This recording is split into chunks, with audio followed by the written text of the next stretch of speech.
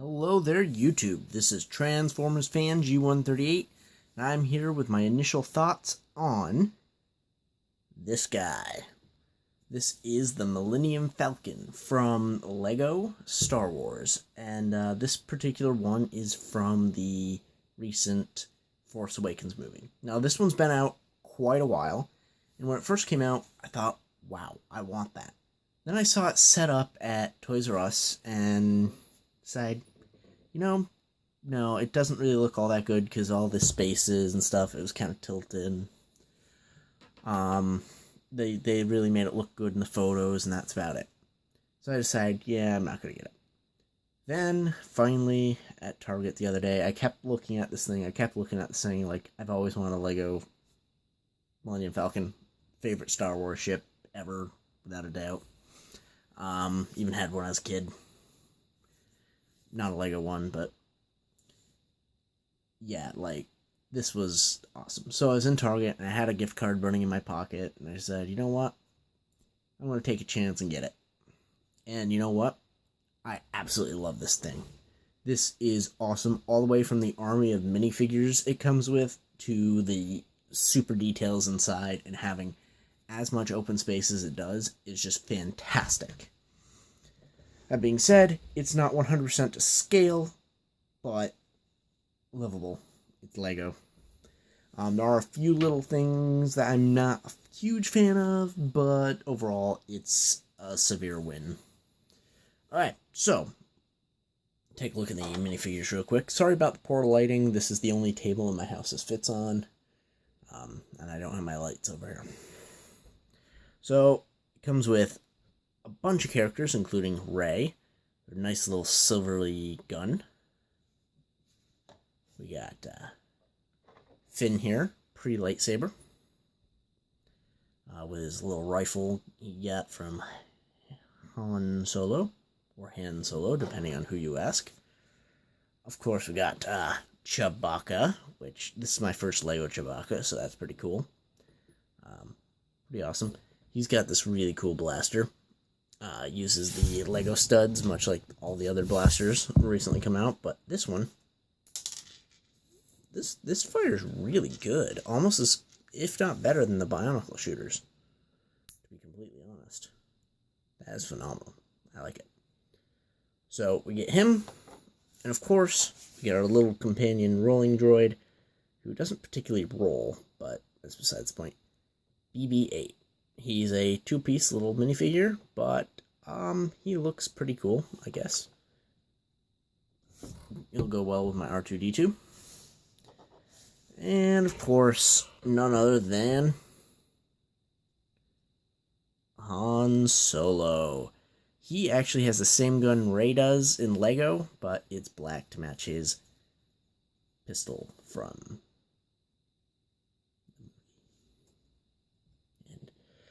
all these figures, most of them have reversible heads, so they have a couple different expressions, which is kind of cool. And then, of course, we have Tazu Leech. Not even sure that's how you pronounce his name, but he's got, like, these pirated space guns, and they're, like, kind of cool. And we got a Kanja Club gang member. Pretty cool. Not a particular fan of the face with the eye patch. Doesn't really match with the hat too well, but they did an okay job. It's an extra minifigure at least. And they all come with like the old pirate style weapons. So, gives them kind of like the weapons. Like, this guy is featured only having one, but a second one came in the set, so I decided to throw it in his hand. It's kind of cool. And then, there's a whole host of extra parts that come with this thing, including a spare missile, which I almost lost today because I launched one of the other ones. And those are actually a pretty cool missile system because you can put them in either way, and the missile themselves is the lock. So, for the win. I'm usually not a fan of missiles, but these Star Wars ones that have been out the last few years, pretty awesome. So, I'm just going to push these guys over here. We'll use them in a minute.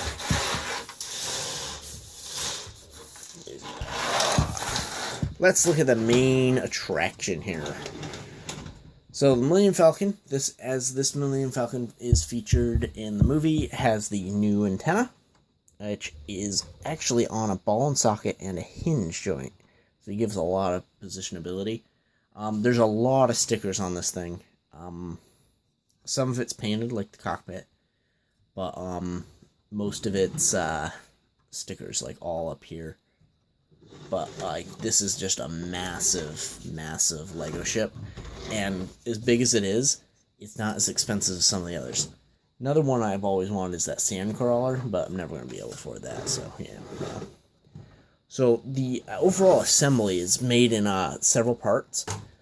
One of my favorite is the front pieces here are completely different. Like, I haven't built too many Star Wars ships, maybe 5 total, including like the old droid carrier, one of the walkers, stuff my neighbors got for like Christmas and stuff, but that were a little bit too much for them at the time.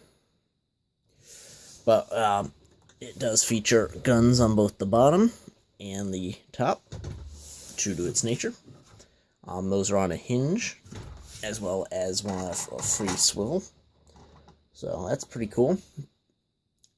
The cockpit, this is an interesting way of doing the cockpit, in my opinion. But before I do that, I'm just going to give you a nice aerial shot of this thing, because that is absolutely awesome. It's a huge footprint. Here's a minifigure for scale. It's huge. And speaking to huge, this is like one of the largest manuals I've ever seen. All of the parts are done. It's got 159 pages. It's a pretty extensive manual. So overall, really impressive. So cockpit to me, I think could have been done a little bit better.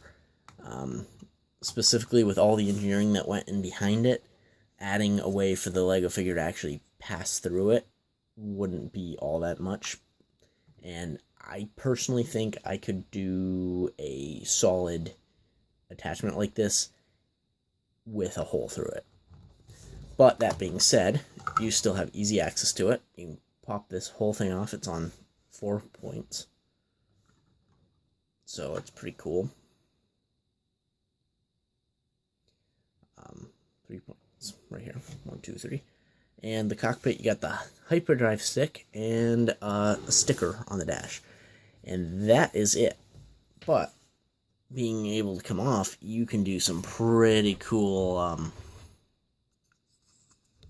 video camera shots from within. If you want to do like stop motion or that sort of thing, you really can do some cool camera things with it. So, what I'm going to do is I'm going to take Han Solo here. I'm going to put him in the cockpit seat because, you know, it's Han Solo's baby here. Not quite literally. His baby is now a sword-wielding murderer. But, whatever. Spoiler alert. So yeah, cool cockpit. Cool overall figure. See Han Solo through there. And there's actually enough space. I think you can squeeze 2 minifigures in there and have room for another one just kind of floating around. So that's kind of neat. So one of the main features of this thing is all the features inside. There's just a look at the bottom. I don't really have a good place to set that to show it off, but it's there. And this thing is pretty solid as long as you're holding it from the sides. If you try to hold it from the back or one of the front pieces, it's probably going to fall apart. These side pieces are in there nice and strong. So, whoosh, and it's well built. It's going to hold up. Not maybe to a massive drop, but if you drop it onto your table, it's not going to lose too many pieces. So that's always what I look for. So let's see, I'm just gonna mess with your camera for a minute here. I'm gonna raise this thing up.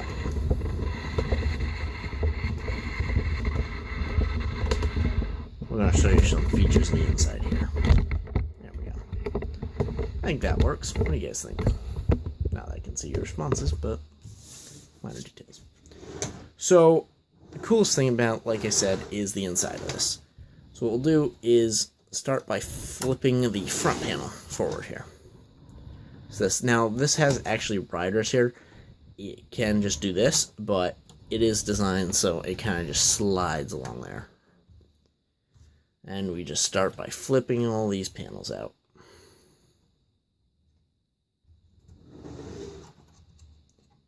Into a giant sunflower looking thing.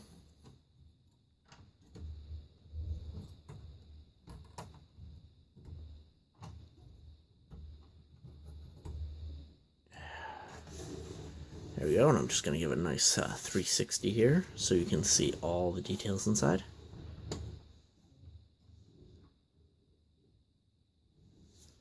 Now, they cheated with the gun port. They actually designed it so like they would go around and down and or up there, like in the original movie. But there's no hole there. They can't actually do that. But in place of it, they got a pretty neat little feature. I'll show that off in a minute. So we got some cool hyperdrive details. These can spin, reorient themselves, whatever. There's another sticker here with a cool like engine. That being said, I really do like the translucent blue tube they used back here. Put an LED in that, and that would look sharp. Maybe I'll do that. Maybe not. I don't know. But overall, pretty cool. And one of my favorite additions is the chessboard with the whole seats here. And all of those have stickers on them too, and so they look really cool. And then we got Han Solo's swivel chair, and this is where Luke Skywalker in the original film trained. And they said, let the Wookiee win. And then there's this dashboard for the hyperdrive. And then the side ports, this is where I was a little disappointed. I was expecting these to be a little more open, you know, maybe some storage space, crate space, because these are supposed to be hatches. Now that being said, it still has a lower hatch that goes down, and you can find that over here. It's hard to see on this one because of where this deck is and where the shadow is, to be honest. If we lift this up, there it is. Not too bad, huh? Nice little walkway. That tabs in pretty tightly. So, pretty cool details. I'm not a fan of all the junk on the floor, per se. Specifically these rods. Just kind of like laying around. They're okay, and I guess it represents the movie pretty well. And I don't know why the color scale is all over the place with this guy, but it is. Sorry, my phone keeps auto-adjusting for that. It's the tan parts. As soon as these tan things get in there, it goes red. And there it's kind of back. Anyway, so they got the beds, the crew area. Now, if you actually look up the exact details of the ship, there's some more rooms, and these are cordoned off.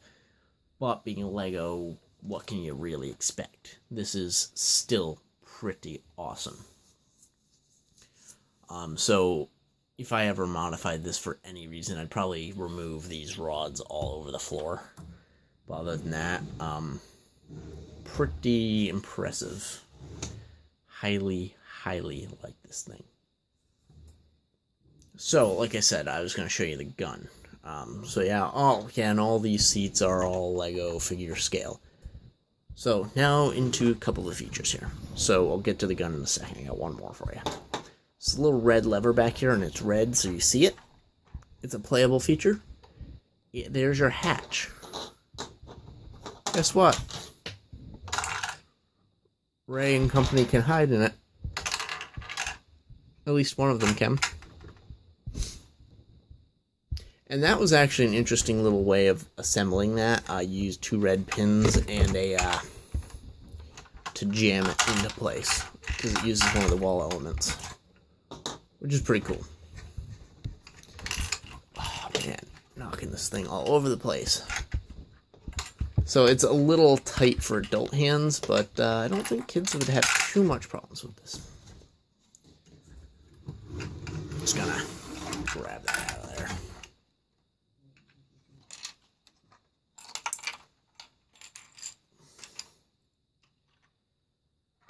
Overall, really, really cool. I love it. I'm really glad I spent way too much money on this. And by way too much money, I mean gift money. So, really wasn't my money.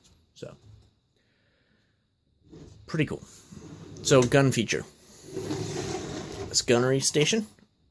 Hinge is open. And you have this, which slides in and out on these more red things. You know, these things are more and more useful as I look at them. Like, I've never really used them in this way. But that's pretty cool. So at this point, we can take Finn and throw him in the cannon. Just like this. And drop him into place. And you can actually put 2 characters in there if you wanted to. Because it's a dual-seated cannon, just like G1 style. Back in the day, Han Solo and Luke Skywalker. In this case, Rey and Finn.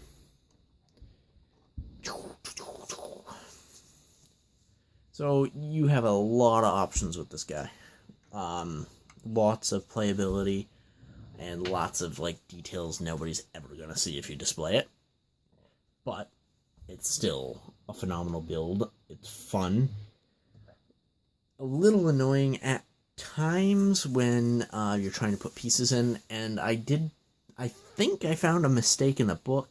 It called for a part that I looked and looked and looked, and I had somebody else look and look and look. We could not find where that part went. And then we had an extra part, which, you know, always happens, but it's weird because there was no other one of that part in that bag. But, that being said, that, I guess, happens quite often with the bigger LEGO sets. So, put this guy back together. Just kind of fold these things back up.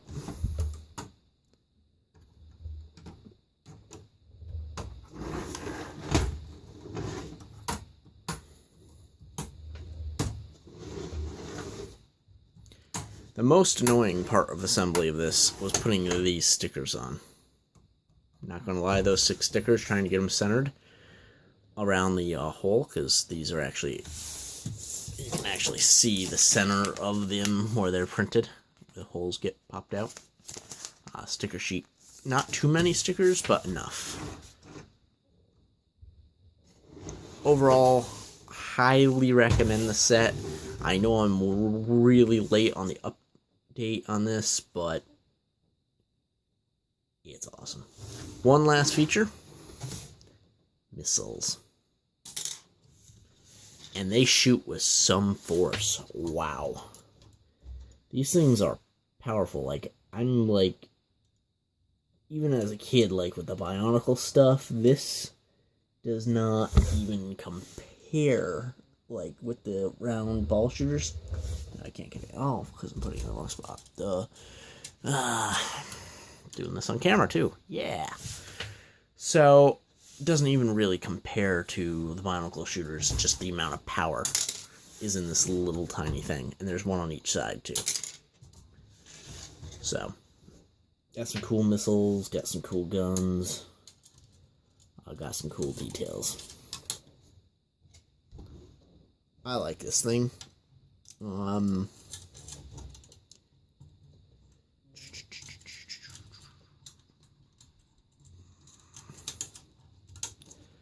I hope you guys do too.